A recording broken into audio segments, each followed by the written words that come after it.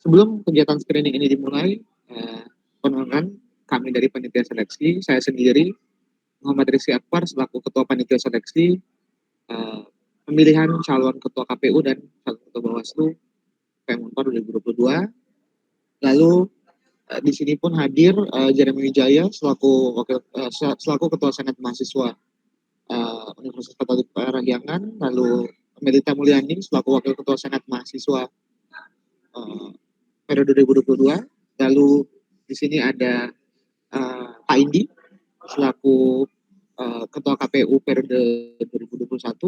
Lalu ada Bunga, anggota Komisi 1 sebagai anggota Pansel, serta Sarah sebagai anggota panitia seleksi juga. Baik, adapun sebelum kita mulai screening, kami akan membacakan peraturan-peraturan dalam screening yang harus ditaati oleh kandidat calon ketua pada screening hari ini.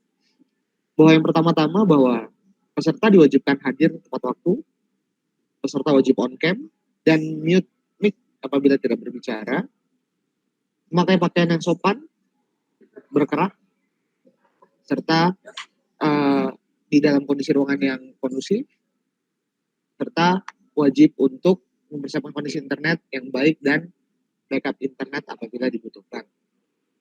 Serta pun tidak dilarang untuk melakukan makan, minum selama proses screening berlangsung, tidak boleh merokok selama proses screening berlangsung, maupun di bawah kendali alkohol selama proses screening berlangsung. Peserta dilarang untuk berbuat curang selama proses screening, serta peserta dilarang untuk menyebarkan luas pertanyaan screening pada sore kali ini. Serta jawaban dari peserta yang akan diberikan akan diingat, dicatat, dan direkam, sehingga harus dapat dipertanggungjawabkan. Serta kali ini saya akan membacakan lebih lanjut bahwa kita akan memulai tahapan screening pada sore hari ini. Kepada calon kandidat ketua KPU, silahkan memperkenalkan diri mulai dari nama, NPM, IPK, dan IPS. Waktu dan tempat kami persilahkan. Baik, terima kasih atas waktu dan tempat yang sudah disediakan oleh Saudara Muhammad Rizky. Perkenalkan, nama saya adalah Muhammad Daphnis Fazlur Rahman, NPM 60219011060, dengan saya memiliki IPK 2,97 dan IPS terakhir di semester 6 3,56.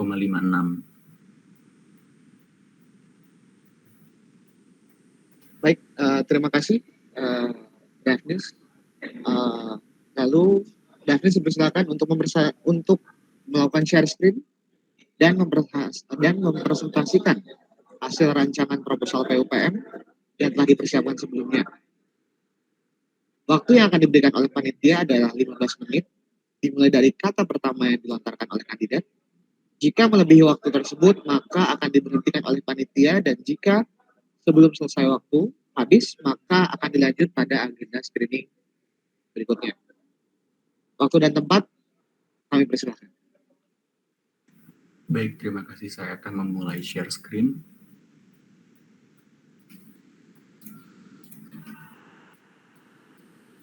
Apakah sudah terlihat?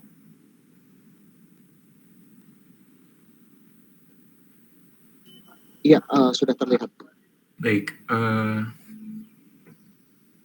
saya akan memulai presentasi saya hari ini. Ini adalah presentasi pre-proposal kegiatan pemilihan umum Persatuan Mahasiswa Universitas Katolik Parahyangan tahun 2022. Hal yang melatar belakangi kegiatan pemilihan umum ini yaitu kegiatan pemilihan umum ini penting untuk diadakan dalam rangka regenerasi pengurus organisasi kemahasiswaan Unpar secara demokratis yang meliputi Badan Eksekutif Mahasiswa atau BEM, Senat Mahasiswa atau SM, Badan Pemeriksa atau disingkat BP, dan Ketua Himpunan Program Studi. KPU dibentuk untuk meminimalisir campur tangan penguasa dalam pelaksanaan pemilu, sehingga KPU diharuskan untuk berdiri secara independen agar menghindari risiko intervensi dari pihak luar. sehingga KPU dapat menciptakan kegiatan pemilu sesuai dengan asas pemilu di Indonesia, yakni langsung, umum, bebas, rahasia, jujur, dan adil, atau biasa disingkat luber jurdil. Tujuan kegiatan ini yaitu adalah pemilihan PM atau perwakilan mahasiswa Persatuan Mahasiswa Unpar dalam rangka regenerasi pengurus dan anggota PM Unpar dengan menerapkan asas pemilu di Indonesia, yakni langsung, umum, bebas, rahasia, jujur, dan adil. Lalu untuk sasaran kegiatan ini sasarannya adalah calon pengurus PM Unpar yang terpilih oleh seluruh mahasiswa aktif Universitas Katolik Parahyangan, baik mahasiswa program vokasi dan mahasiswa program sarjana, melalui metode voting atau pemungutan suara. Sasaran lainnya adalah 5.000 orang pemilih dengan tingkat abstain sebesar 15% dari total sasaran pemilih. Lalu untuk bentuk kegiatannya adalah acara ini merupakan sebuah rangkaian kegiatan yang dilakukan untuk memfasilitasi serta mendukung proses pemilihan bakal calon Persatuan Mahasiswa Unpar periode berikutnya. Adapun pemilu ini diselenggarakan yaitu untuk memilih ketua dan wakil ketua BEM, anggota Senat Mahasiswa perwakilan Prodi, anggota Badan Pemeriksa perwakilan fakultas, dan ketua himpunan program studi. Lalu berikut adalah serangkaian bentuk kegiatan, terdiri dari sosialisasi, pendaftaran calon kandidat, verifikasi dan penetapan, uji kelayakan dan kepatutan, verifikasi media kampanye, masa kampanye itu sendiri, debat dan orasi kandidat, talk show, masa tenang, pemungutan suara, dan perhitungan hasil suara, dan penetapan hasil pemilu. Serangkaian bentuk kegiatan ini berlaku baik dalam skema online maupun juga offline. Lalu selanjutnya adalah parameter keberhasilan kegiatan. Yang pertama, KPU dapat membumikan kegiatan pemilu kepada seluruh mahasiswa dengan tujuan seluruh mahasiswa dapat mengetahui adanya kegiatan pemilu ini dan mendapatkan informasi secara utuh. Lalu yang kedua, calon PM Unpar memiliki pengetahuan dasar mengenai politik, secara spesifik adalah pengetahuan Pancasila dan demokrasi. Lalu selanjutnya yang ketiga, seluruh pemilih diakui hak pilihnya. Pemilih juga perlu untuk diberikan pendidikan agar tidak hanya memberikan hak pilihnya yang baik, tapi bisa memilih dengan benar. Lalu yang selanjutnya adalah angka abstain yang rendah, yakni 15% dari total sasaran pemilih sejumlah 5.000 orang. Rencana kegiatan acara KPU ini nantinya saya rencanakan dengan nama Pemilihan Umum Persatuan Mahasiswa Universitas Katolik Parahyangan 2022 dengan tema transparansi, partisipasi, dan demokrasi.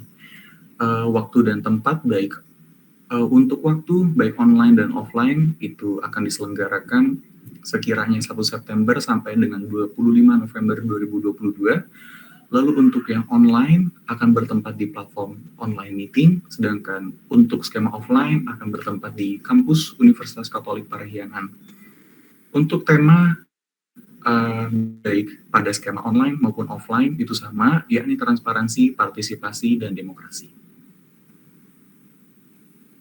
Lalu ini adalah rancangan susunan panitia. Nantinya akan terdiri dari ketua dan wakil, kesekretariatan, bendahara,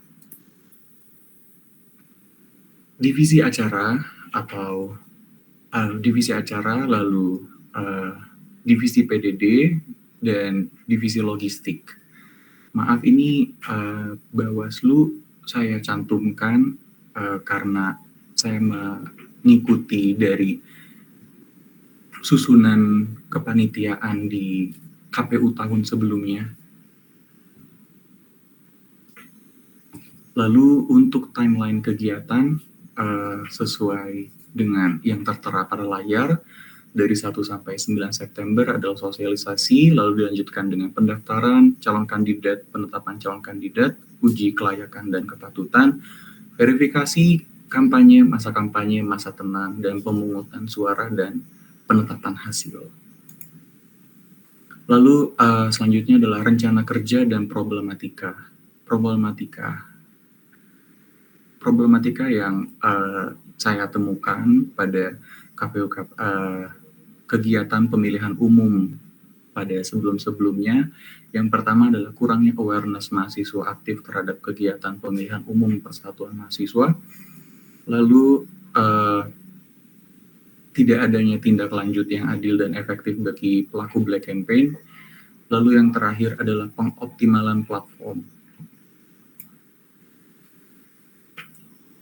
Rencana kerjanya yakni menaikkan awareness mahasiswa aktif terhadap kegiatan pemilihan umum Persatuan Mahasiswa dengan melakukan sosialisasi yang intensif melalui perwakilan setiap fakultas, prodi, dan UKM. Lalu yang selanjutnya adalah pengadaan talk show dengan pembicara tamu, direncanakan adalah Atalia Praratya, lalu ada juga Hasan Askari, dan topik yang akan dibawakan dalam talk show tersebut adalah pengantar ilmu politik dalam lingkup organisasi kemahasiswaan. Yang selanjutnya adalah dalam setiap kejadian black campaign akan dipastikan untuk ditindaklanjuti oleh pihak panitia pemilihan umum, khususnya melalui Bawaslu sebagai pengawas pemilihan umum. Lalu yang selanjutnya adalah pengoptimalan platform. Dalam konteks ini adalah platform yang digunakan untuk pemungutan suara. Nantinya platform untuk pemungutan suara akan menggunakan website khusus untuk pemungutan suara melalui Biro Informasi dan Teknologi dan pihak eksternal untuk membantu dalam membangun websitenya. Lalu berikut adalah rancangan anggaran biaya antara online dan offline. Tidak terdapat perbedaan yang cukup signifikan. Di skema pengeluaran online itu memakan biaya yang cukup besar di penyewaan server. Lalu untuk rencana pemasukan dana adalah dana penggerak sekiranya sekitar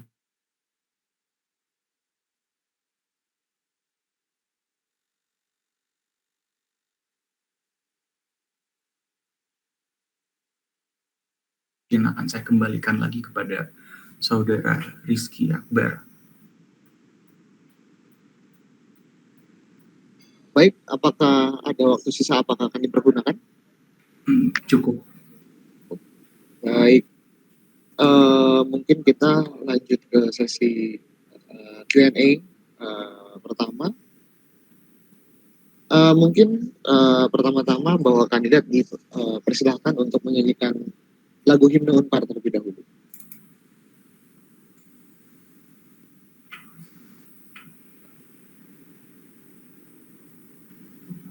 Mungkin bisa langsung dipersilahkan.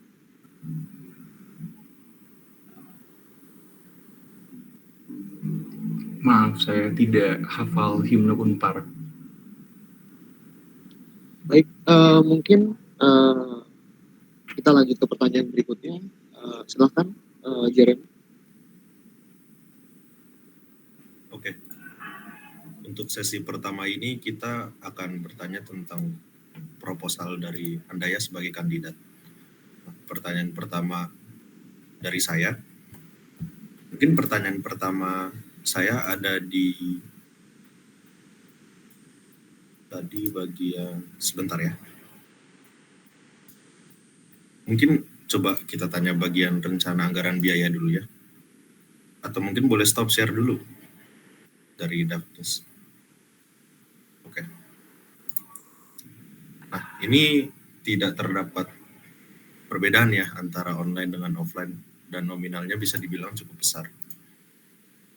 Nah, untuk boleh dijelaskan nggak secara spesifik kira-kira untuk masing-masing poin itu gambaran kasarnya seperti apa sehingga bisa di benchmark harganya sedemikian rupa gitu.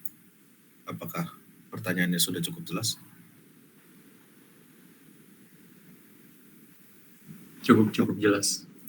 Boleh dijawab mulai dari sekarang. Baik, pertama saya akan mencoba untuk menjelaskan tentang skema pengeluaran di online. Itu ada konsumsi sebesar 4 juta rupiah itu konsumsi untuk panitia yang saya rencanakan sekitar 60 orang. Lalu itu ada untuk pembicara tamu di talk show, website itu untuk membangun website pemilihan umumnya dan penyewaan server itu dari pihak eksternal. Namun dari yang saya dengar, Unpar kalau tidak salah sudah memiliki kerjasama dengan pihak eksternal terkait website dan server, sehingga barangkali untuk variabel website dan penyewaan server itu mungkin bisa dikurangi atau bahkan dihilangkan, sehingga pada akhirnya nanti skema pengeluaran untuk online sebesar-besarnya mungkin hanya sekitar 9 juta rupiah saja. Lalu untuk skema pengeluaran offline, mungkin dari printing, itu printing dokumen dan juga keperluan untuk kegiatan pemilunya. Lalu konsumsi itu terdiri dari konsumsi panitia selama 2 hari karena kegiatan pemilihan umum diselenggarakan selama 2 hari. Lalu ID card juga untuk panitia, lalu juga ada X-banner yang saya rencanakan akan ditempatkan di setiap kotak suara, lalu juga ada ATK, kertas, lalu ini souvenir kepada pembicara, lalu transportasi, anggaran untuk prokes, lalu juga ada anggaran untuk pembicara, dengan total sekitar 30 juta rupiah. Jadi kalau untuk online ada probabilitas yang cukup besar untuk bisa lebih murah dari skema rancangan pengeluaran biaya yang sudah saya buat. Namun untuk skema pengeluaran offline saya rasa cukup kecil kemungkinannya untuk bisa berkurang dari jumlah 30 juta ini. Sekian dari saya. Oke, cukup. Kita lanjut ke pertanyaan kedua. Pertanyaan kedua boleh dilihat di PPT Anda di bagian kepanitiaan. Di bagian kepanitiaan itu disebut berbagai divisi dan ketua dan wakil, BPH, segala macam. Dan pertama tidak ada organogram ya. Tidak ada struktur kepanitiaan. Itu yang pertama. Terus yang kedua, tidak ada total masing-masing komponen seperti divisi, anggota divisinya berapa banyak, tapi hanya disebutkan total panitia 58 orang. Jadi boleh didefinisikan lagi nggak? Kira-kira rencana Anda ini ingin seperti apa dengan kepanitiaan Anda jika Anda terpilih nantinya? Apakah sudah jelas? Baik, kalau untuk organogram memang saya tidak membuat, tapi kalau untuk detail dari setiap divisi, termasuk subdivisi yang terdapat dari setiap divisi dan jumlah orang atau manpower dari setiap divisi itu sudah saya sertakan di pre-proposal, namun memang tidak saya sertakan di PowerPoint yang tadi saya bawakan. Mungkin akan saya bacakan kembali. Ketua dan wakil ketua masing-masing akan terdiri dari 1 orang, lalu kesekretariatan masing-masing akan terdiri dari 1 orang.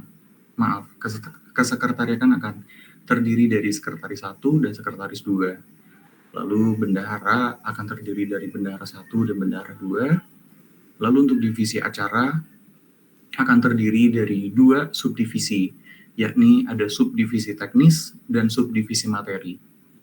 Untuk rincian, divisi acara secara keseluruhan akan terdiri dari 1 orang ketua divisi acara, 1 orang wakil ketua divisi acara, 1 orang ketua subdivisi materi, 1 orang ketua subdivisi teknis, 9 orang staf subdivisi materi, dan 5 orang staf subdivisi teknis, dengan total 18 orang. Lalu sampai saat ini saya masih mencantumkan ada divisi Bawaslu. Divisi Bawaslu secara keseluruhan akan terdiri dari 1 orang ketua Bawaslu, 1 orang wakil ketua divisi Bawaslu, dan 9 orang staf divisi Bawaslu, dengan total jumlah 11 orang. Lalu selanjutnya ada divisi PDD atau Publikasi, Dokumentasi, dan Desain. Divisi PDD ini akan terdiri dari subdivisi publikasi, subdivisi dokumentasi, dan subdivisi desain. Divisi PDD secara keseluruhan akan terdiri dari 1 orang ketua divisi PDD, 1 orang wakil ketua divisi PDD, 1 orang ketua subdivisi publikasi, 1 orang ketua subdivisi dokumentasi, 1 orang ketua subdivisi desain, 2 orang staf subdivisi publikasi, 3 orang staf subdivisi dokumentasi, dan 3 orang staf subdivisi desain, dengan total 13 orang. Lalu untuk divisi logistik, akan terdiri dari 1 orang ketua divisi logistik, 1 orang wakil ketua divisi logistik, dan 8 orang staf divisi logistik dengan jumlah total 10 orang. Maka secara keseluruhan jumlah panitia akan terdiri dari 58 orang.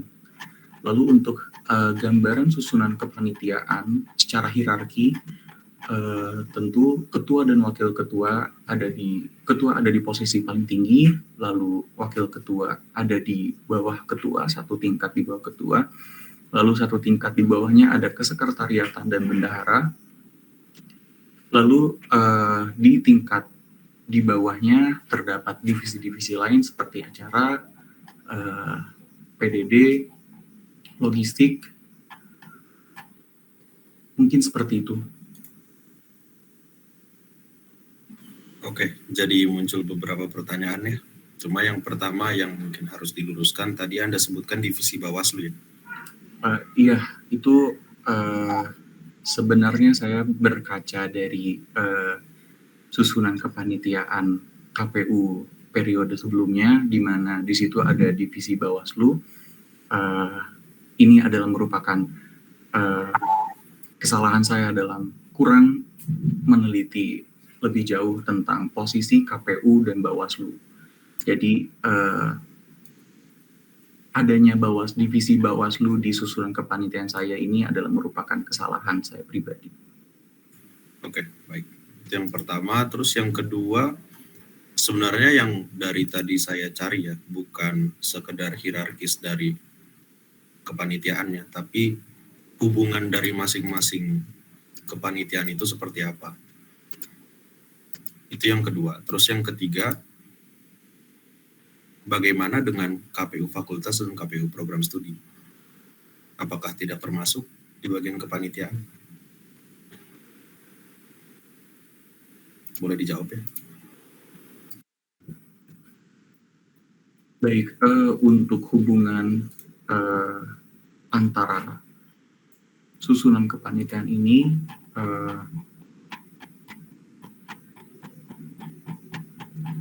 antara ketua dan wakil ketua, sekretaris dan bendahara, saya rasa di situ adalah jalur koordinasi, sedangkan dari ketua dan dari ketua ke bawahnya divisi acara, PDD, dan logistik itu merupakan itu terdapat garis komando.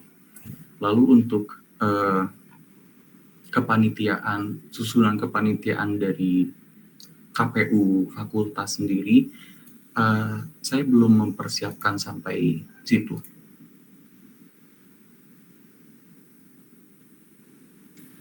Jadi tadi jalur komandonya dari mana? Boleh diulang, Saudara Davis? Jalur komando dari ketua KPU ke divisi acara, divisi PDD, dan divisi logistik, juga kepada lalu untuk selebihnya wakil ketua, sekretaris, dan bendahara itu jalur koordinasi kepada ketua KPU. Oke, baik. Dan yang terakhir yang bisa saya simpulkan untuk menutup sesi pertanyaan dari saya, berarti Anda belum mempertimbangkan KPU Fakultas dan KPU Program Studi ya? Jawaban iya atau tidak? Iya, belum. Oke, baik. Sudah cukup. Boleh dilanjut ke pertanyaan selanjutnya, Bar. Oke, Baik. pertanyaan selanjutnya. Balita, dipersilakan, Mbak. Oke. Monggo. Jika Anda diberikan kewenangan sepenuhnya untuk memilih konsep PUPM, konsep manakah yang akan Anda pilih? Online, offline, atau hybrid? serta jelaskan alasan singkatnya. Jika saya diberikan kewenangan seperti itu, maka saya akan memilih konsep hybrid. Untuk alasannya adalah saya merasa jika acara dilaksanakan secara hybrid, pengeluaran dana bisa ditekan, lalu juga mengingat beberapa waktu terakhir ini COVID sedang merambat lagi di Indonesia, lalu juga saya merasa dengan 2 tahun kebelakang berdinamika kuliah online, efektivitas atau efisiensi dan efektivitas kinerja dari mahasiswa di perkuliahan itu naik. Jadi dari situ juga saya menilai bahwa tingkat partisipasi dari pemilih atau dari mahasiswa juga akan meningkat jika acara dilaksanakan secara hybrid.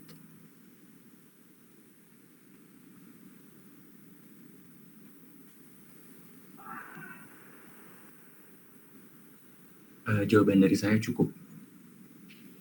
Oke, mungkin ada beberapa pertanyaan lanjutan. Yang pertama, tadi Anda menyebutkan bahwa di masa hybrid seperti ini efektivitas dan efisiensi mahasiswa itu naik. Itu apakah berdasarkan dari asumsi Anda saja atau sudah melakukan survei dan sebagainya? Kemudian yang kedua, bagaimana Anda yakin nantinya apabila tingkat partisipasi dalam PUPM ini juga akan meningkat apabila dilaksanakan secara hybrid? Kira-kira langkah konkret apa yang akan Anda lakukan nantinya supaya tingkat partisipasi ini juga bisa meningkat nantinya ketika dilaksanakan secara hybrid? Sekian pertanyaan lanjutan dari saya. Baik, izin menjawab.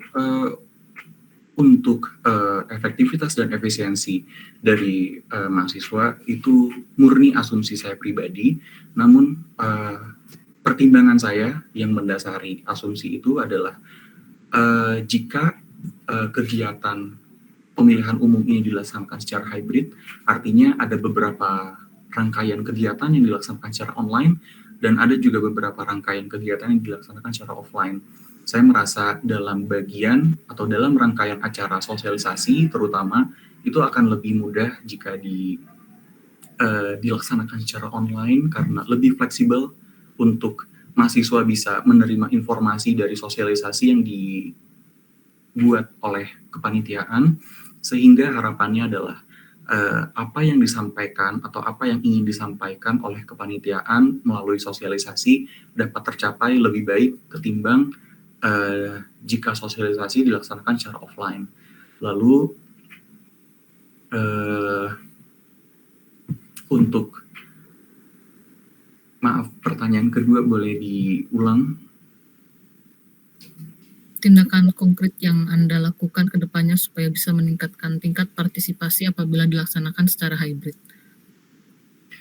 Baik, untuk tindak konkret yang akan saya lakukan dalam rangka menaikkan partisipasi dari mahasiswa dalam kegiatan PUPM ini adalah saya akan menggencarkan kegiatan sosialisasi melalui baik dari KPU pusat langsung maupun juga melalui KPU Prodi nanti akan ditugaskan untuk membuat program-program sosialisasi juga. Lalu dengan skema hybrid yang bisa saya lakukan seandainya diberikan kewenangan sebagaimana disebutkan tadi, akan memberikan saya keleluasaan untuk membuat skema online dan offline disatukan, kemudian bisa dilihat mungkin pada awalnya ada rangkaian. Jadi sosialisasi terdiri dari beberapa rangkaian kegiatan dan juga tidak satu hari selesai. Jadi misalkan di hari yang pertama dilaksanakan sosialisasi secara online, lalu di situ dilihat apakah bisa cukup memberikan dampak kepada calon pemilih atau calon kandidat Lalu nanti juga akan dilaksanakan secara offline melalui beberapa program-program yang mungkin nanti akan didiskusikan kembali bersama tim jika saya nanti kepilih. Nanti akan dibandingkan mana yang lebih efektif, tapi kalau mungkin efisiensi tentu di online efisiensi lebih tinggi, namun yang efektivitasnya dinilai setelah melakukan kedua percobaan tadi, lalu setelah ditemukan outputnya nanti akan difokuskan kepada satu metode saja atau apakah online maupun offline. Mungkin seperti itu jawaban dari saya.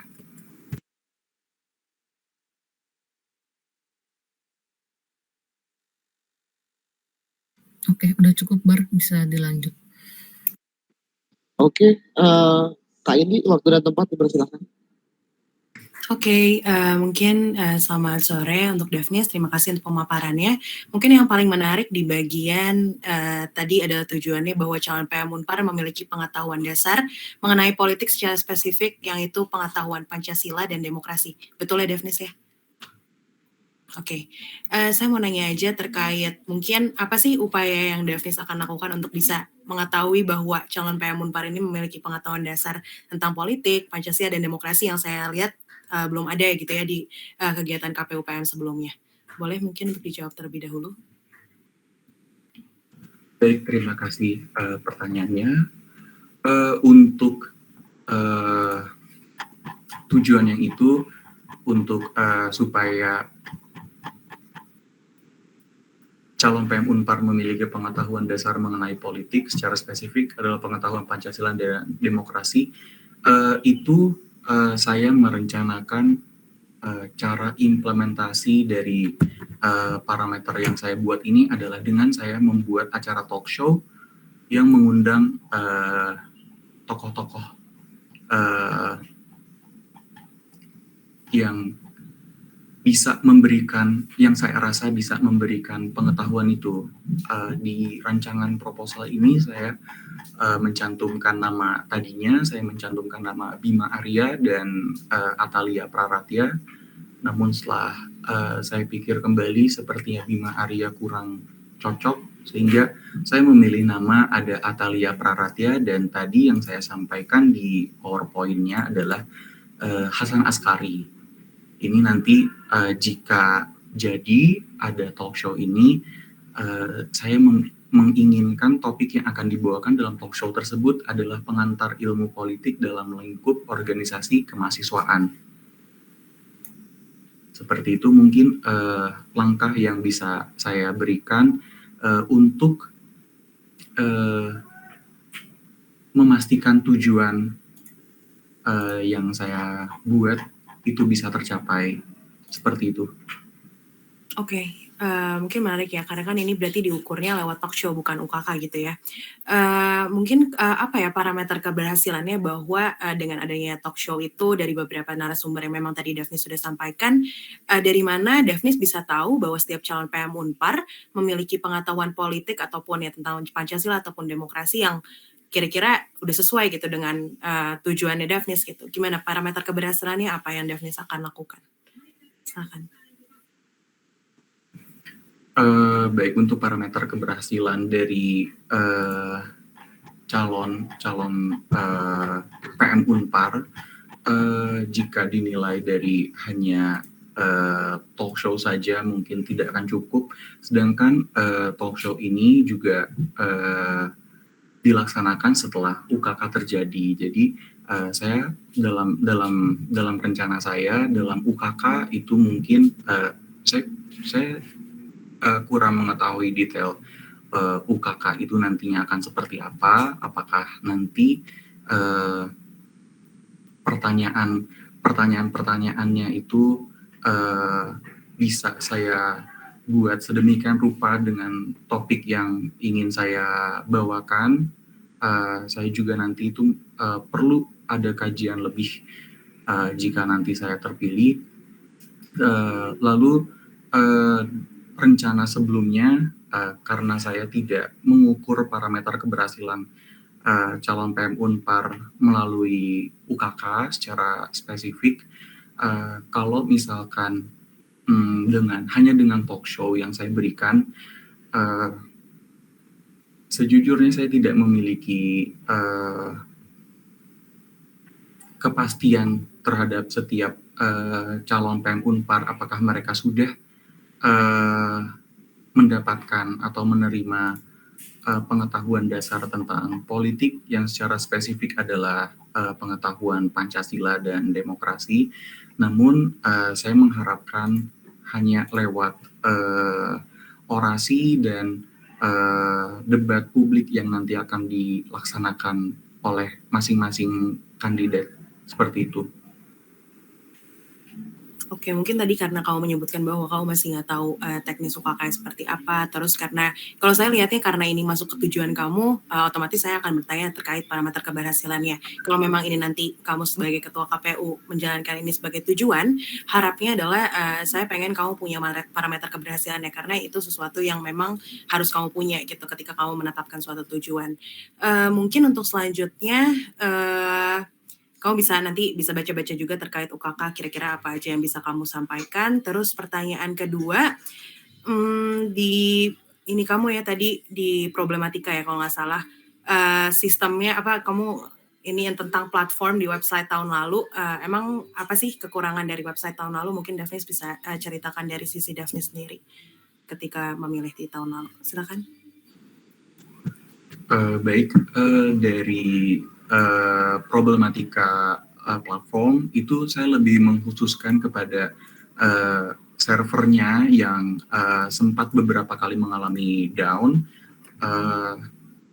dan ketika saya bertanya juga kepada beberapa kawan saya di prodi dan fakultas lain juga mereka mengalami permasalahan yang serupa, bahwa server atau ya websitenya itu beberapa kali crash dan down. Jadi saya merasa problematika pada platform pemilihan itu cukup penting karena dapat mempengaruhi tingkat partisipasi dari pemilih. Karena dengan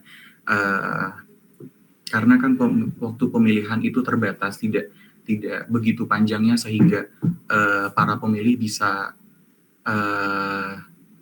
dengan cukup santai untuk menunggu sampai server kembali siap untuk digunakan, sehingga saya merasa permasalahan platform ini cukup vital di acara pemilihan umum nanti. Makanya saya mengangkat isu platform sebagai problematika, dan di rancangan anggaran biaya juga saya menyertakan variabel website dan penyewaan server itu untuk menanggulangi risiko platform yang kurang optimal dan menghindari permasalahan seperti yang terjadi pada tahun lalu, seperti itu. Oke, tadi kan kamu udah ngomong terkait problematikanya, mungkin bisa dijawab. Tadi problematika berarti terkait server gitu ya, server down. Mungkin bisa nanti kamu mungkin bisa deh sekarang aja deh upaya apa sih, solusi apa yang bisa kamu upayakan untuk bisa mencegah adanya server down itu. Memang website development seperti apa sih yang kamu pengen rancang di tahun kamu? Silakan Daphnis. Untuk server, sebenarnya permasalahan server ini juga berangkat dari beberapa informasi yang saya dapatkan dari kawan-kawan bahwa sebenarnya Unpar sendiri juga sudah bekerja sama dengan pihak eksternal dalam terkait server, dan jika mahasiswa atau kampus membutuhkan server itu tidak perlu sampai melakukan penyewaan atau meminta bantuan kepada pihak eksternal, namun juga sejauh yang saya pahami terkait platform dan server, kalau untuk website development, sejujurnya saya kurang memahami tentang website development, karena juga untuk website development saya tidak terlalu berfokus di situ pada poin problematika yang saya bawakan. Namun yang saya lebih fokuskan adalah kepada server, karena jika saya melihat kedua tahun terakhir sejak pertama diberlakukan pembelajaran secara online itu server di Unpar dalam artian server yang menampung IDE dan support itu seringkali mengalami crash dan permasalahannya adalah server yang overload sehingga jika nanti ketika pemilihan saya rasa selain daripada server yang sudah dimiliki oleh Unpar, saya juga merasa perlu untuk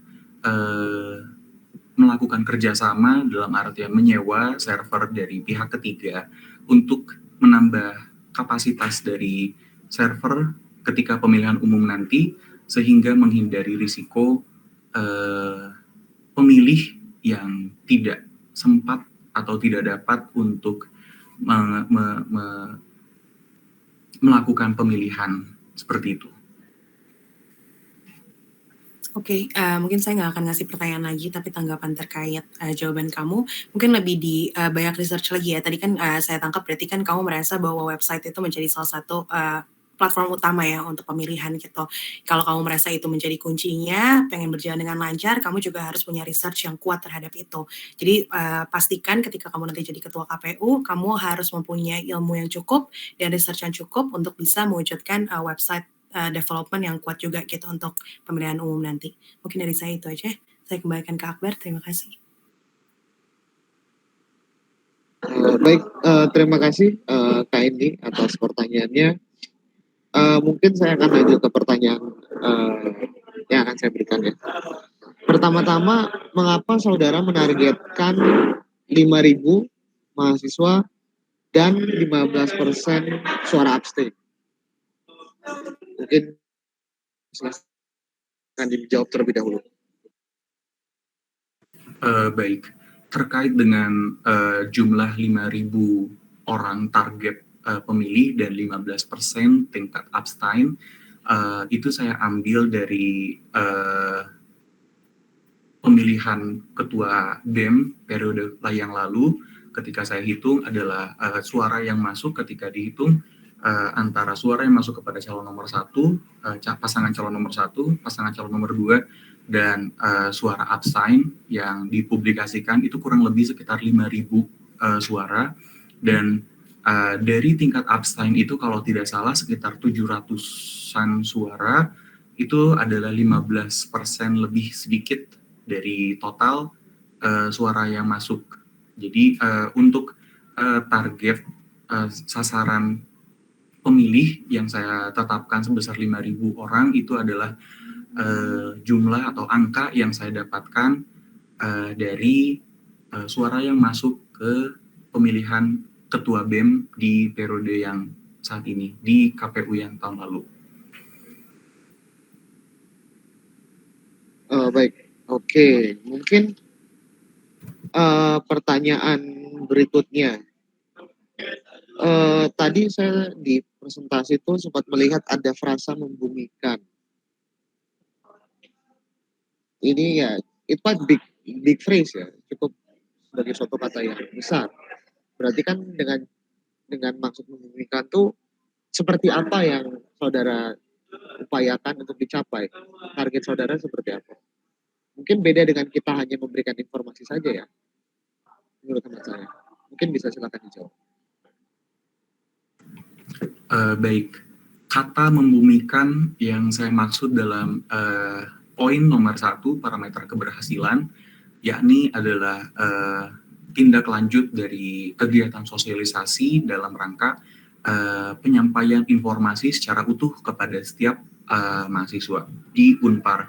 Jadi dalam poin 1 di parameter keberhasilan ini, saya menuliskan KPU dapat membumikan kegiatan pemilu kepada seluruh mahasiswa dengan tujuan seluruh mahasiswa dapat mengetahui adanya kegiatan pemilu ini dan mendapatkan informasi secara utuh. Dari yang saya rasakan secara pribadi, ketika informasi itu disampaikan secara online saja atau offline saja, itu tingkat pencapaian atau tingkat tersampaikannya informasi kepada mahasiswa itu cenderung lebih rendah ini dalam konteks pre-COVID ini, jadi kegiatan baik dalam kegiatan offline itu tidak seoptimal sebelum COVID, dan kegiatan online juga masih belum terlalu efektif. Jadi membumikan yang saya inginkan dan yang saya maksud di parameter keberhasilan ini adalah bahwa nantinya setiap anggota kepanitiaan KPU yang nanti saya bentuk, termasuk juga nanti KPU Pusat dan KPU PS, itu akan saya mandatkan atau akan saya amanahkan untuk bisa mensosialisasikan kegiatan KPU ini secara lebih membumi, dalam artian lebih kepada bisa diungkapkan melalui pembicaraan, bisa diungkapkan melalui pembicaraan baik secara langsung, daring maupun juga luring. Jadi tidak mahasiswa atau pemilih nantinya atau calon PUPM ini nantinya tidak hanya mendapatkan informasi dari layar saja atau dari banner atau mungkin dari poster yang tertempel di kampus, seperti itu yang saya maksudkan dengan membumikan.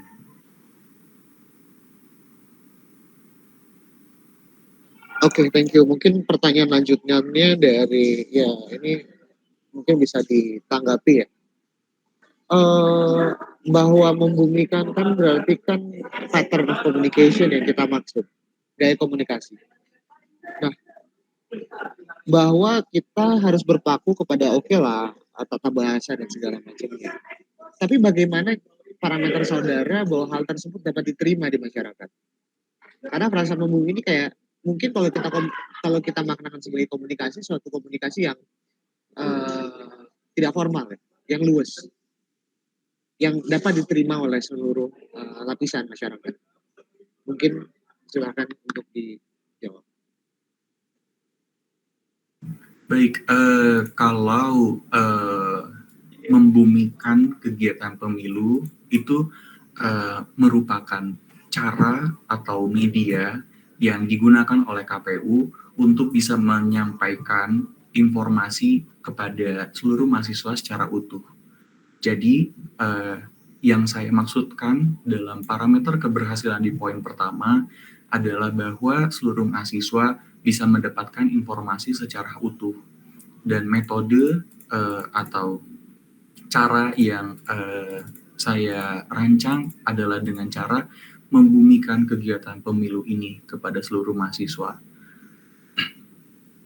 Jadi untuk membumikan ini saya rasa tidak bisa dijadikan parameter keberhasilan kegiatan. Namun yang bisa dijadikan parameter keberhasilan kegiatannya yaitu seperti yang saya sampaikan sebelumnya, bahwa tujuan atau maksud dari poin nomor 1 itu adalah bahwa seluruh mahasiswa dapat mengetahui adanya kegiatan pemilu ini dan mendapatkan informasi itu secara utuh. Seperti itu dari saya. Oke, mungkin kita langsung ke next topic ya. Bagaimana saudara mengkualifikasikan atau lebih tepat mengkualifikasikan dan mengkategorikan suatu suara itu sah?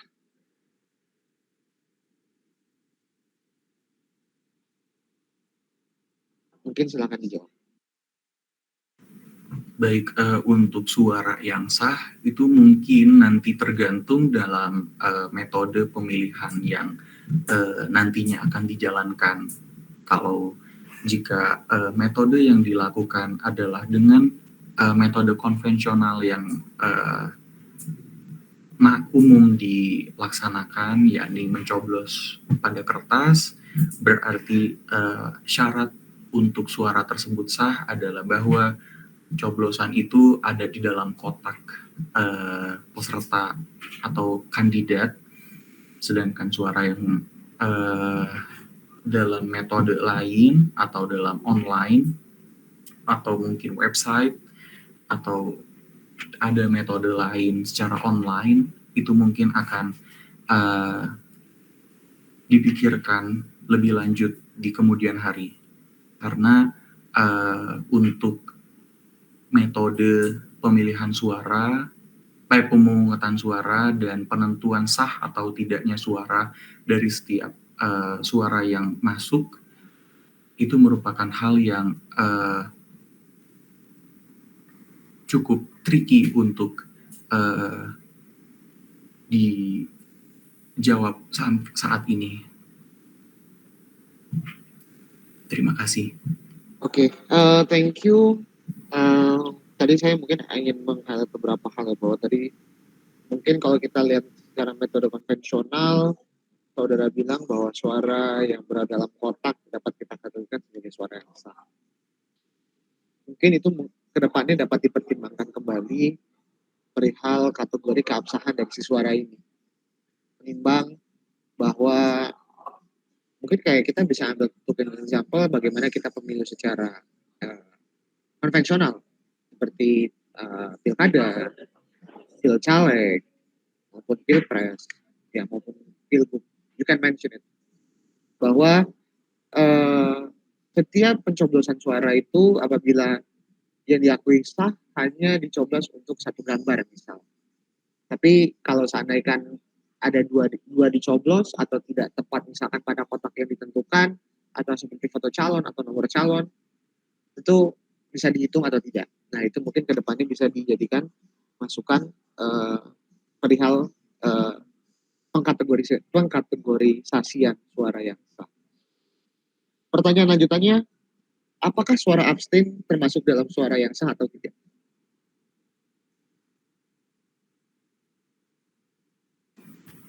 Sejauh hemat saya, suara abstain termasuk kepada suara yang tidak sah. Mengapa? Karena jika suara tersebut sah, maka tidak akan dikategorikan menjadi abstain. Pasti akan ada di antara pilihan yang tersedia di pemilihan itu, seperti halnya jika dalam konteks pemilihan ketua BEM, ketika ada calon lebih dari satu, ada dua pasangan calon, jika suara itu sah, harusnya suara itu ada termasuk ke dalam salah satu pasangan calon. Namun karena suara tersebut dikategorikan menjadi abstain, artinya tidak merepresentasikan suaranya di kandidat manapun, maka saya rasa suara abstain merupakan suara yang tidak sah. Oke, thank you. Mungkin kita bisa lanjut ke sesi berikutnya. Mungkin waktu dan tempat, Mbak Bunga, dipersilakan.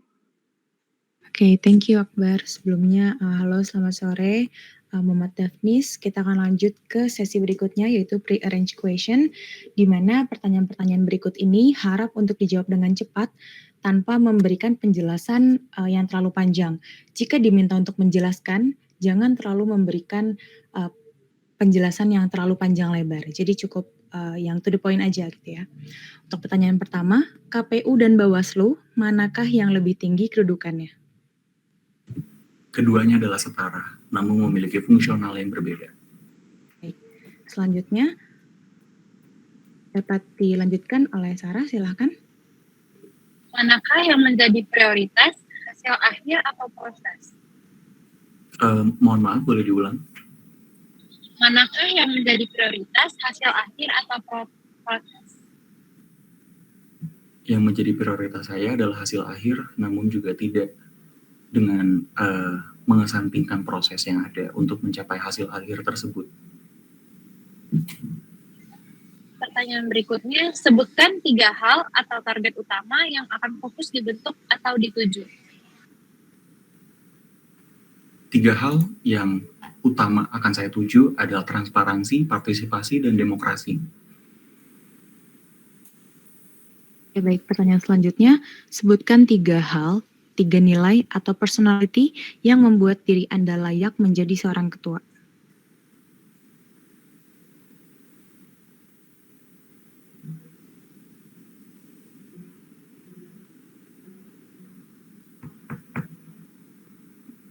saya memiliki leadership terhadap orang-orang. Saya juga memiliki kemampuan komunikasi yang tidak terlalu buruk. Saya juga memiliki stress tolerance yang cukup tinggi. Oke, baik. Terima kasih. Selanjutnya, manakah yang menurut Anda lebih penting, public relation atau objective decision, dan mengapa? Saya rasa objective decision. Maaf tadi, apakah benar opsinya adalah objective decision? Betul, objective decision. Oke, yang menurut saya lebih penting adalah objective decision karena keputusan yang objektif tidak merepresentasikan kubu atau kelompok manapun, itu akan jauh lebih penting untuk publik dibandingkan dengan saya hanya berfokus kepada public relation. Artinya ada kecenderungan untuk saya tidak berlaku seobjektif itu, dan ada kecenderungan dan kemungkinan untuk saya bisa berlaku subjektif. Oke, baik. Terima kasih. Selanjutnya, jika harus memilih, mana pilihan yang akan Anda pilih? Yang pertama, menggagalkan calon tunggal yang terbukti melakukan pelanggaran ringan demi integritas PUPM, atau yang kedua, mentoleransi pelanggaran ringan calon tunggal tersebut demi regenerasi kepengurusan PM Unpar.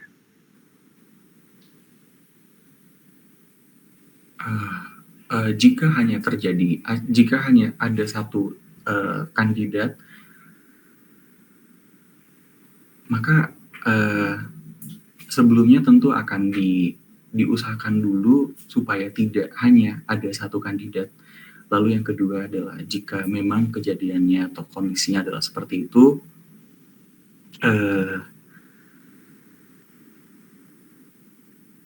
untuk menjaga integritas KPU, saya akan membatalkan itu, tapi juga itu harus melalui dengan rapat yang sebagaimana dimaksudkan dalam kalau tidak salah ada di PRSM atau di ADART, ada rapat yang bisa dilaksanakan oleh KPU bersama anggota untuk memutuskan apakah calon ini dibatalkan atau tidak dan diambil tindak lanjutnya setelah rapat itu. Oke, baik. Terima kasih. Selanjutnya, ya atau tidak bahwa lembaga PM dapat mengubah keputusan KPU dengan seizin Senat Mahasiswa?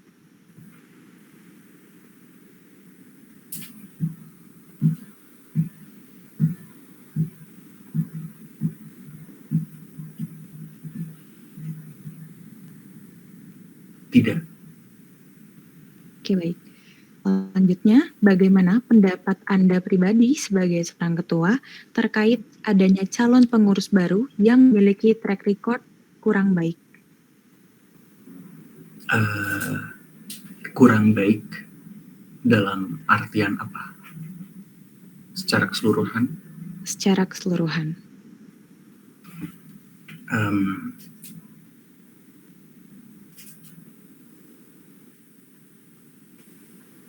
Akan diusahakan untuk mencari kandidat lain dengan memberikan perpanjangan waktu maksimal 5 hari kerja sebagaimana tertuang dalam PROK. Kalaupun tidak dapat, mungkin track record yang kurang baik itu akan didiskusikan kembali apakah masih bisa ditoleransi atau tidak. Terima kasih. Selanjutnya, ya atau tidak, apakah KPU memiliki hak untuk menolak permintaan Bawaslu untuk merubah prosedur pelaksanaan jika dirasa tidak sesuai?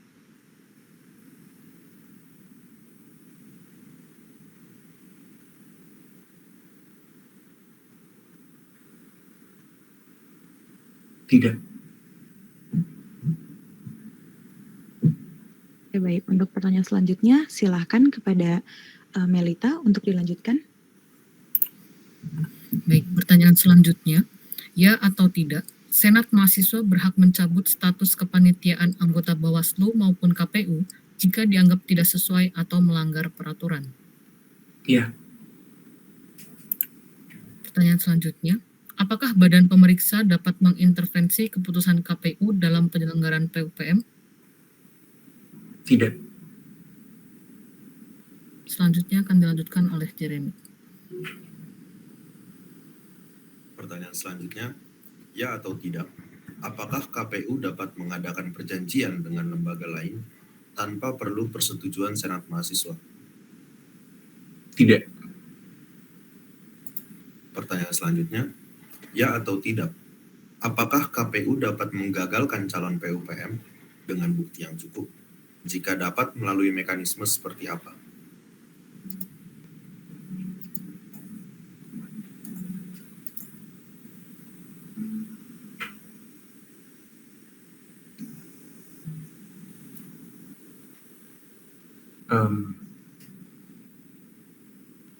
Tidak.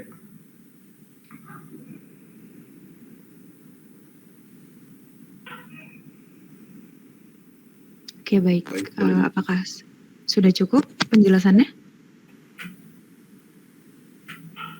Oke, baik. Terima kasih. Untuk sesi pre-arranged question telah selesai. Selanjutnya kita akan melanjutkan ke sesi berikutnya, yaitu terkait pertanyaan studi kasus. Untuk pertanyaan pertama, silahkan kepada Kak Indi untuk dibacakan pertanyaannya. Oke, Devnis, untuk studi kasus nomor pertama.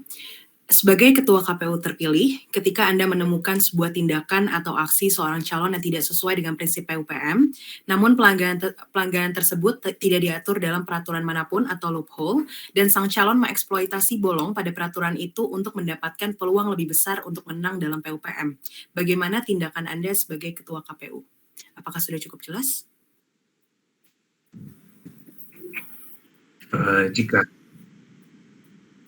Jika terjadi kejadian kandidat atau calon yang memanfaatkan loophole dari peraturan ataupun hukum yang berlaku, saya rasa selama tidak melanggar peraturan atau hukum yang sudah berlaku, saya rasa itu sah-sah saja.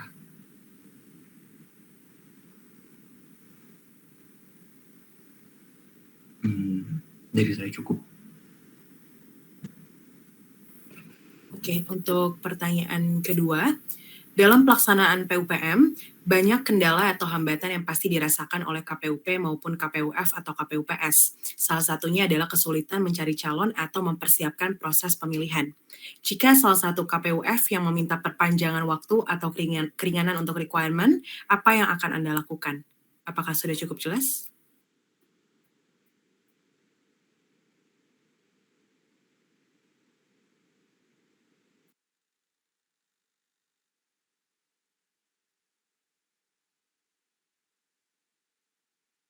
Baik, jika dari KPUF atau dari KPUPS mengalami kendala dalam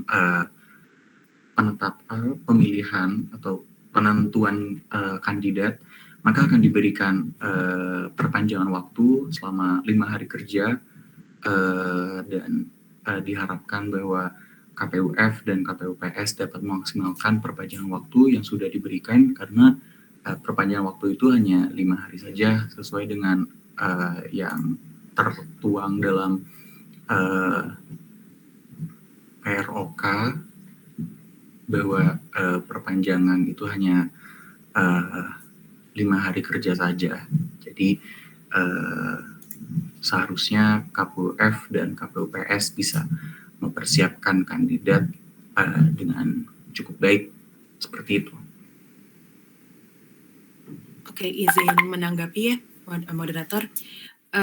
Untuk 5 hari, berarti kan hanya 5 hari ya untuk KPU, kamu memberikan kesempatan ke KPUF, KPUPS untuk bisa mencari calon yang kosong seperti itu. Kira-kira upaya apa sih yang Devnis bisa lakukan untuk 5 hari itu untuk bisa memaksimalkan strategi atau kesulitan dari KPUF yang memang tidak mempunyai calon? Silakan mungkin bisa dielaborasi apa yang bakal Devnis lakukan.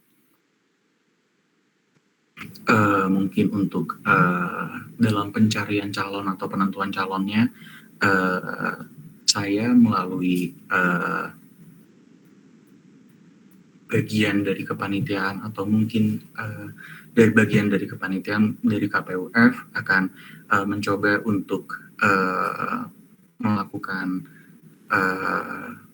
pendekatan kepada beberapa orang di fakultas ataupun di prodi terkait tentang kekosongan atau kurangnya tingkat partisipasi dari mahasiswa terkait PUPM ini.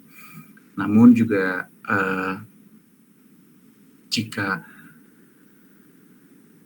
kondisi itu terjadi, artinya terjadi kekosongan atau kekurangan partisipasi baik dari fakultas maupun dari program studi,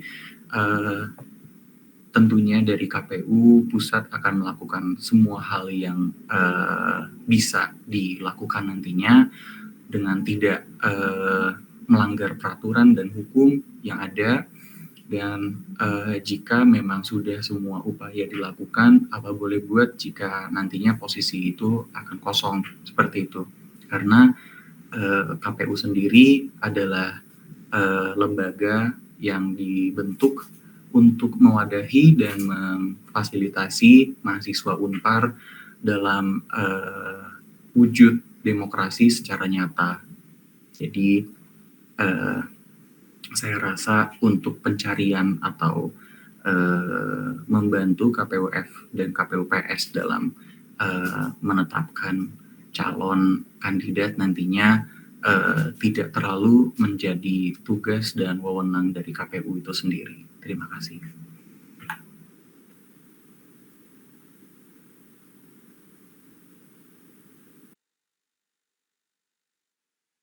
Oke, untuk pertanyaan selanjutnya, sebagai ketua KPU terpilih, Anda mengetuai sebuah lembaga yang harus menjaga banyak rahasia dan strategi internal kelembagaan. Di lain sisi, KPU juga diminta untuk transparan dan memiliki publisitas yang tinggi. Bagaimana Anda akan meraih balance antara dua prinsip yang satu ini, yang berbeda ini, dan bagaimana Anda membedakan mana yang bersifat rahasia dan mana yang harus dibuat untuk publik? Apakah sudah cukup jelas? Silakan. Sejauh hemat saya dalam pemisahan antara lingkup rahasia dan lingkup umum itu nantinya harus jadi KPU sebagai lembaga yang harus menjaga independensinya, artinya tidak boleh untuk pihak eksternal mengetahui cukup banyak informasi sehingga mereka bisa mengintervensi KPU dalam menjalankan tugas. Beberapa informasi yang mungkin harus dijaga untuk tetap rahasia oleh KPU adalah antara lain berkas-berkas yang dikirimkan oleh calon kandidat, lalu hasil dari UKK, lalu juga mungkin juga nantinya ada lembaga atau divisi khusus seperti mungkin ada semacam lembaga hukum mungkin atau tim hukum yang akan membantu KPU dalam menjalankan tugas karena seperti yang kita ketahui KPU ini sangat-sangat berkaitan dengan peraturan yang ada di Unpar. Jadi nantinya saya rasa itu saja yang sejauh ini saya rasa harus untuk jaga untuk tetap rahasia. Sedangkan untuk transparansi kepada publik, ada beberapa informasi yang bisa disampaikan dalam bentuk publikasi, seperti halnya calon-calon kandidat yang sudah ditetapkan, lalu juga hasil dari perolehan suara setiap kandidat ketika di pemilihan atau pemungutan suara,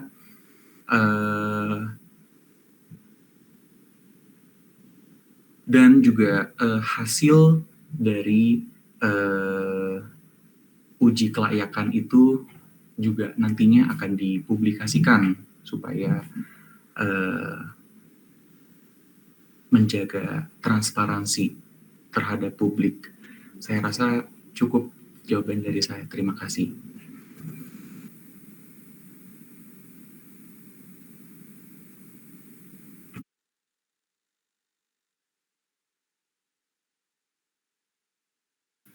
Baik, kita lanjut ke pertanyaan selanjutnya. Jika dalam pelaksanaan PUPM nanti terdapat perbedaan prinsip pelaksanaan kegiatan, kira-kira apa yang akan Anda prioritaskan? Berlangsungnya acara atau keselarasan acara dengan prinsip PUPM? Dan tindakan seperti apa yang bisa Anda lakukan untuk meminimalisir hal ini untuk terjadi? Apakah sudah jelas? Maaf, saya kurang mengerti dengan pertanyaannya. Oke, baik. Diulang. Jika terdapat dalam pelaksanaan PUPM nanti terdapat perbedaan prinsip pelaksanaan kegiatan, sebagai misal nanti dalam pelaksanaan UKK calon, misal atau dalam pelaksanaan pengawasan nanti batasannya kurang jelas dengan pihak Bawaslu, sebagai Ketua KPU terpilih nantinya, apa yang akan Anda prioritaskan? Berlangsungnya acara PUPM atau keselarasan acara dengan prinsip-prinsip yang seharusnya dimiliki oleh PUPM? Dan tindakan seperti apa yang bisa Anda lakukan untuk meminimalisir hal ini untuk terjadi? Apakah sudah cukup jelas? Baik, pertanyaannya cukup dimengerti. Untuk opsi yang diberikan, saya akan memilih opsi penyelarasan acara dengan prinsip-prinsip PUPM. Lalu untuk hal yang bisa saya lakukan untuk memitigasi atau meminimalisir risiko tersebut adalah dengan membuat regulasi bersamaan dengan Bawaslu nantinya terkait prinsip-prinsip atau peraturan dan juga regulasi yang harus nanti dibuat berdasarkan dan selaras dengan prinsip-prinsip PUPM. Seperti itu dari saya. Baik, boleh dilanjut ke sesi selanjutnya. Oke, baik. Berhubung sepertinya waktu juga telah menunjukkan pukul 18.30, yang mana sepertinya kita harus cut kegiatan screening ini. Mungkin sebelum ditutup, kepada Akbar silakan untuk memberikan evaluasi terlebih dahulu ya. Baik, terima kasih Bunga atas kesempatannya. Oke, Daphnis, mungkin ada beberapa hal yang harus di reconsider lagi. I mean, kita kan mau KPU menjadi lebih baik ya untuk tahun ini khususnya. Mungkin dari parameter-parameter keberhasilan itu tingkatannya bisa lebih tinggikan lagi. As a proof bahwa memang KPU yang nanti apabila saudara terpilih bisa menjadi lebih baik. Mungkin dari segi suara bisa ditingkatkan menjadi ya mungkin ditingkatkan 1.000 partisipan, itu mungkin bisa dijadikan suatu acuan meningkatnya partisipasi mahasiswa, menimbang juga kan nanti akan ada mahasiswa baru dan lain-lain. Itu mungkin juga lebih dimain lagi dengan frasa-frasa yang quite big ya, kayak tadi bahasa membutuhkan dan lain-lain, bahwa we want to be talkative, we want to communicative. Ketika kita takutnya menggunakan bahasa-bahasa yang big, nanti malah masyarakat sendiri yang nggak masuk dengan bahasa atau gaya komunikasi kita yang kita lemparkan ke masyarakat khususnya. Itu. Lalu mungkin tadi perihal abstain, saudara menjawab tidak sah, sebenarnya jawabannya tergantung dari hal tersebut. Kalau memang partisipan memilih abstain, berarti itu dihitung suara sah, karena ya memang tidak memvote. Tapi bisa juga dihitung abstain apabila memang tidak memilih sama sekali. Jadi tidak diisi. Jadi itu jawabannya tergantung sebenarnya. Mungkin lebih diperhatikan kembali, tadi saya highlight beberapa mungkin seperti UKK, mekanismenya, itu harus lebih diperhatikan lagi. Mungkin sekian sih respons dari saya, mungkin dipersilakan nanti Jeremy, lalu mungkin closing nanti Kak Indi untuk memberikan saran. Thank you. Oke, mungkin Sebelumnya thank you dulu ya dari Daphnis sudah menyalonkan diri sebagai calon ketua KPU. Nah, untuk evaluasi mungkin singkat ya yang saya akan berikan dan cukup to the point. Yang pertama adalah mungkin tentang KPU bisa ditingkatkan lagi untuk wawasannya ya. Karena tadi ada beberapa informasi yang Anda tidak tahu dan mungkin ada beberapa informasi yang Anda tahu cuma Anda tidak tahu validasinya itu apakah benar atau tidak sampai pada akhirnya ketika Anda presentasikan di screening ini akhirnya salah, betul? Nah, itu juga harus menjadi refleksi dari Anda. Terus untuk yang kedua, nantinya mungkin Anda bisa melakukan research ya dalam apapun yang Anda lakukan jika nanti Anda terpilih menjadi ketua KPU juga. Itu menjadi bagian dari evaluasi dari saya mungkin ya terhadap Anda. Ya, sukses ke depannya, mungkin boleh dilanjut ke Kak Indi. Oke, mungkin sebelumnya terima kasih juga Daphnis atas pemaparannya. Yang mau saya tegaskan di sini adalah menjadi ketua kan sebenarnya hal yang berat juga ya gitu. Daphnis harus bisa meyakinkan orang lain. Tapi sebelum meyakinkan orang lain, Daphnis juga harus yakin dengan konsep yang Daphnis buat. Itu yang paling penting. Gimana caranya untuk meyakinkan diri sendiri untuk setiap konsep yang kamu buat adalah dengan bisa melihat aturan-aturan yang sudah dibuat oleh seenggaknya oleh PM Unpar, oleh teman-teman SM juga. Jadi Daphnis harus bisa mengerti tujuan dari setiap konsep atau kegiatan yang memang Daphnis ingin tawarkan gitu ke mahasiswa. Kalau misalnya dari ketuanya aja atau dari ring satunya aja nggak siap dengan konsepnya, apalagi mahasiswanya. Jadi menurut saya yang paling penting adalah Daphnis bisa melihat tujuan dari setiap kegiatan yang nanti Daphnis akan lakukan. Itu sih kalau dari saya, selebihnya oke. Sip, terima kasih. Saya berikan ke moderator. Silakan Akbar. Oke, thank you Jer, thank you juga Kak Indi. Mungkin saya serahkan kepada Sarah untuk menutup rangkaian screening kita hari ini.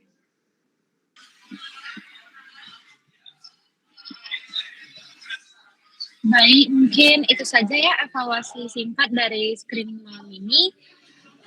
Screeningnya sudah selesai. Sebelum kegiatan diakhiri, selanjutnya kami para panelis akan memberikan penilaian terhadap seluruh tindakan dan jawaban yang Anda berikan selama kegiatan screening berlangsung. Pertanyaan yang kami ajukan di sini sudah Anda ketahui, namun bukan berarti Anda sebagai kandidat berhak untuk menyebarluaskan pertanyaan screening pada malam ini. Karena tentu akan mempengaruhi nilai peserta lain yang berkemungkinan akan menjadi lebih siap. Oleh karena itu, kami menganjurkan untuk tidak menyebarluaskannya. Dan saya mewakili seluruh panelis mengucapkan terima kasih atas kontribusi yang optimal pada malam ini. Mohon maaf jika ada kekurangan atau kesalahan yang tidak disengaja. Sekali lagi kami ucapkan terima kasih dan mohon menunggu pengumuman lebih lanjut dari panitia seleksi.